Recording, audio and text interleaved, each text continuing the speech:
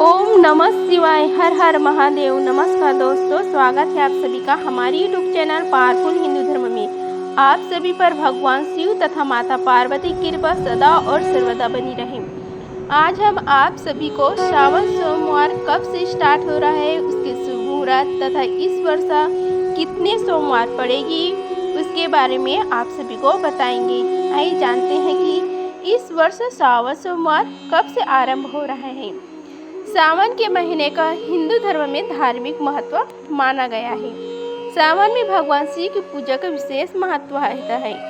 सावन का आरंभ इस बार 11 जुलाई से है और सावन का पहला सोमवार 14 जुलाई को पड़ रहा है। सावन के सभी सोमवार को व्रत रखने का खास महत्व शिव पुराण में माना जाता है। इस व्रत को करने से आपको भगवान शिव की विशेष कृपा प्राप्ति होती है और इसके प्रभाव से आपके जीवन में सुख तथा शांति और समता बढ़ती है। ग्रहों की दशा में सुधार होता है। तो आइए जानते हैं कि सावन के महीने का खास महत्व और इस बार कितने सोमवार पड़ रहा है।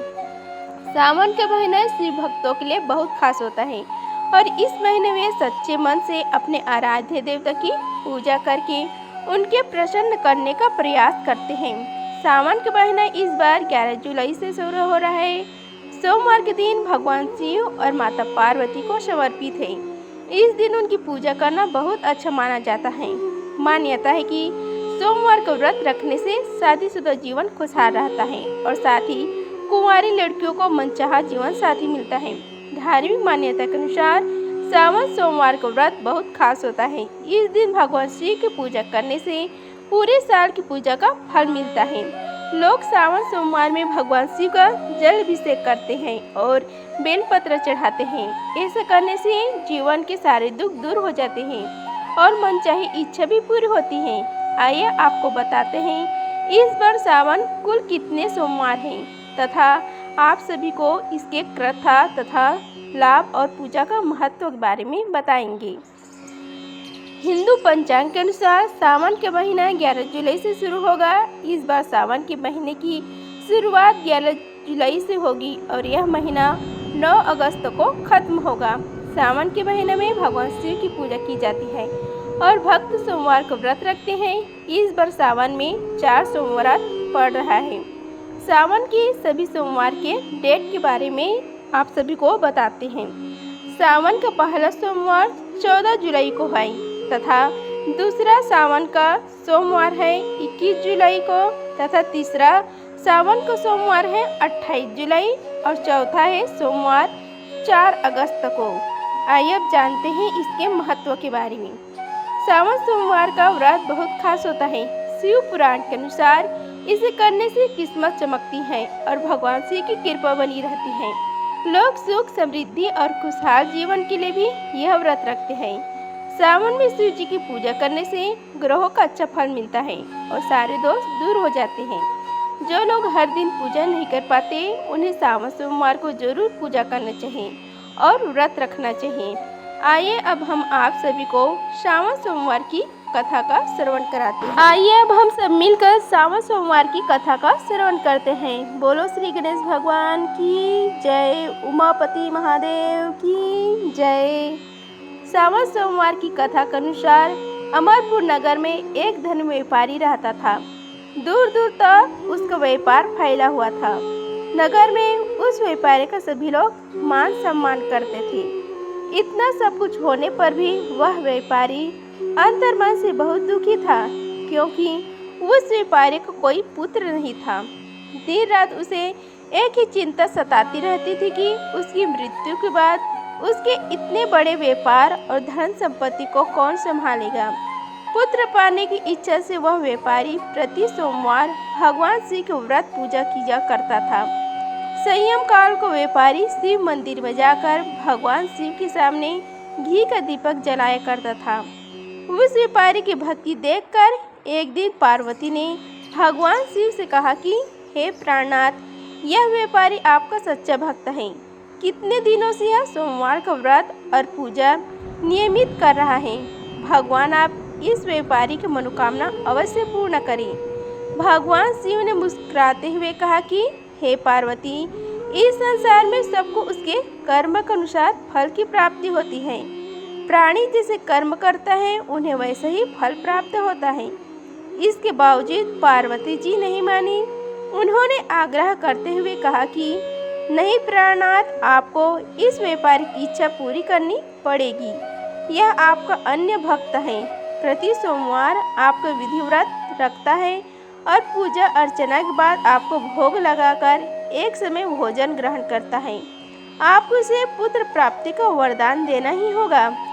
पार्वती का इतना आग्रह देकर भगवान शिव ने कहा, तुम्हारे आग्रह पर मैं से इस व्यापारी को पुत्र प्राप्ति का वरदान देता हूँ, लेकिन इसका पुत्र 16 वर्ष से अधिक जीवित नहीं रहेगा।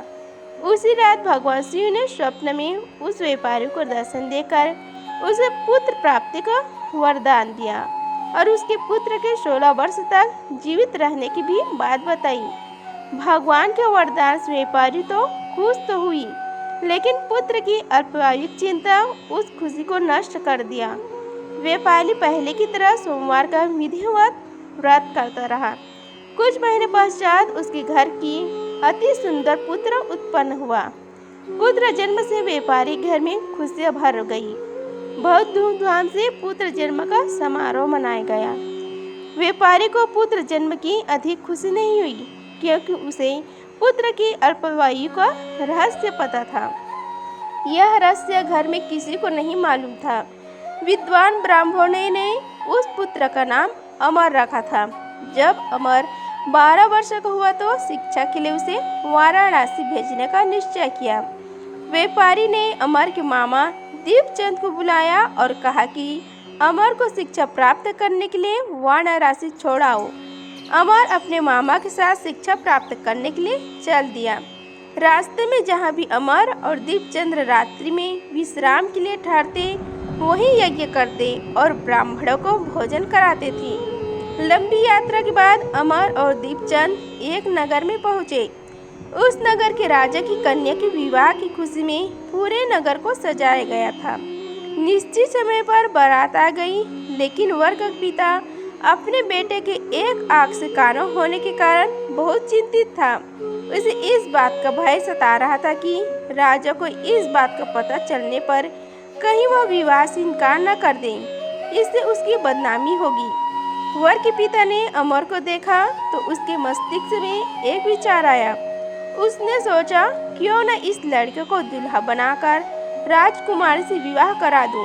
विवाह के बाद इसको धन देकर विदा कर दूंगा और राजकुमारी को अपने नगर में ले जाऊंगा। वर के पिता ने इसी संबंध में अमर और दीपचंद से बात की। दीपचंद ने धन मिलने के लालच में वर के पिता की बात स्वीकार कर ली। अमर को दुल्हे के वस्त्र पहनाकर राजकुमारी चंद्रिका से विवाह करा दिया गया। राजा ने बहुत से धन देकर राजकुमारी को विदा किया। अमर जब लौट रहा था तो सच नहीं छिपा सका और उसने राजकुमारी की ओढ़नी पर लिख दिया कि राजकुमारी चंद्रिका, तुम्हारा विवाह तो मेरे साथ हुआ था।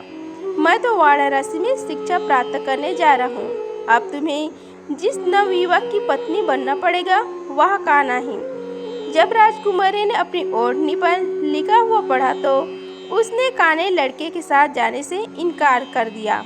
राजा ने सब बातें जानकर राजकुमारी को महल में रख लिया। उधर अमर ने अपने मामा दीपचंद के साथ वाराणसी पहुंच गया। अमर ने गुरुकुल में पढ़ना शुरू कर दिया। जब अमर की आयु 16 वर्ष की पूरी हुई तो उसने एक यज्ञ किया। यज्ञ की समाप्ति पर ब्राह्मणों को भोजन कराया और खूब अन्न वस्त्र दान किया। रात को अमर अपने शयन कक्ष में सो गया। शिव जी के वरदान के अनुसार शयन अवस्था में ही अमर के प्राण पखेरु उड़ गई। सूर्योदय पर मामा अमर को मृत देखकर रोने पीटने लगा। आसपास के लोग भी एकत्र होकर दुख प्रकट करने लगे। मामा के रोने की विलाप करने के स्वर समीप से गुजरते हुए भगवान शिव और माता पार्वती ने भी सुने। पार्वती जी ने भगवान से कहा कि हे प्राणनाथ, मुझसे इसके रोने के स्वर सही नहीं हो रहा है। आप इस व्यक्ति के कष्ट अवश्य दूर करें। भगवान शिव ने पार्वती जी के साथ अदृश्य रूप में समीप जाकर अमर को देखा तो पार्वती जी ने बोले, पार्वती, यह तो उसी व्यापारी का पुत्र है। मैंने इसे 16 वर्ष की आयु का वरदान दिया था। इसकी आयु तो पूरी हो गई। पार्वती जी ने फिर भगवान शिव से निवेदन किया कि हे प्राणनाथ, आप इस लड़कों को जीवित करें, नहीं तो इसके माता पिता पुत्र की मृत्यु के कारण रो रो कर अपने प्राणों का त्याग कर देंगे। इस लड़के के पिता तो आपका परम भक्त हैं, वर्षों से सोमवार का व्रत करते हुए आपको भोग लगा रहा है। पार्वती का आग्रह करने पर भगवान शिव ने उस लड़के को जीवित होने का वरदान दिया और कुछ ही पल में वह जीवित होकर उठ बैठा। शिक्षा समाप्त करके अमर मामा के साथ अपने नगर की ओर चल दिए। दोनों चलते हुए उसी नगर में पहुँचे जहाँ अमर के विवाह हुआ था। उस नगर में भी अमर ने यज्ञ का आयोजन किया। समीप से गुजरते हुए नगर के राजा ने यज्ञ का आयोजन देखा। राजा ने अमर को तुरंत पहचान लिया। यज्ञ समाप्त होने पर राजा अमर और उसके मामा को महल में ले गया और कुछ दिन उन्हें महल में रखकर बहुत से धन वस्त्र देकर राजकुमारी के साथ विदा किया। रास्ते में सुरक्षा के लिए राजा ने बहुत से सैनिक को भी साथ भेजा। दीपचंद ने नगर में पहुंचते ही एक दूत को घर भेजकर अग्नि आगमन की सूचना भेजी। अपने बेटे अमर के जीवित वापस लौटने की सूचना से व्यापारी बहुत प्रसन्न हुआ। व्यापारी ने अपनी पत्नी के साथ स्वयं को एक कमरे में बंद रखा था। भूखे प्यासे रहकर व्यापारी और उसकी पत्नी बेटे की प्रतीक्षा कर रहे थे। उन्होंने प्रतिज्ञा कर रखी थी कि यदि उन्हें अपने बेटे की मृत्यु का समाचार मिला तो दोनों अपने प्राण त्याग देंगे। व्यापारी अपनी पत्नी और मित्रों के साथ नगर के द्वार पहुंचा। अपने बेटे के विवाह का समाचार सुनकर पुत्रवधू राजकुमारी चंद्रिका को देखकर उसकी खुशी का ठिकाना न रहा। उसी रात भगवान शिव ने व्यापारी के स्वप्न में आकर कहा कि हे सृष्टि, मैंने तेरे सोमवार के व्रत करने और व्रत कथा सुनने से प्रसन्न होकर तेरे पुत्र को लंबी आयु प्रदान की है। व्यापारी बहुत प्रसन्न हुआ। सोमवार का व्रत करने से व्यापारी के घर में खुशियाँ लौट आई। शास्त्रों में लिखा है कि जो स्त्री पुरुष सोमवार का विधि व्रत करता है, व्रत कथा सुनता है और उसकी सभी इच्छाएं पूरी होती हैं। इस प्रकार सावन सोमवार की कथा समाप्त हुआ। सोमवार को व्रत करने से व्यापारी घर में खुशियाँ लौट आई। शास्त्रों में लिखा है कि जो स्त्री पुरुष सोमवार का विधिवत व्रत करते हैं और व्रत कथा सुनते हैं, उनकी सभी इच्छाएं पूरी होती हैं। इस प्रकार सावन सोमवार की कथा समाप्त हुआ। बोलो शिव शंकर महादेव की जय। अगर आप सभी की यह वीडियो अच्छी लगी होगी तो वीडियो को लाइक कीजिए, चैनल को सब्सक्राइब कीजिए और कमेंट बॉक्स में ओम नमः शिवाय लिखिए। धन्यवाद। मिलते हैं अगले वीडियो में, तब तक के लिए हर हर महादेव।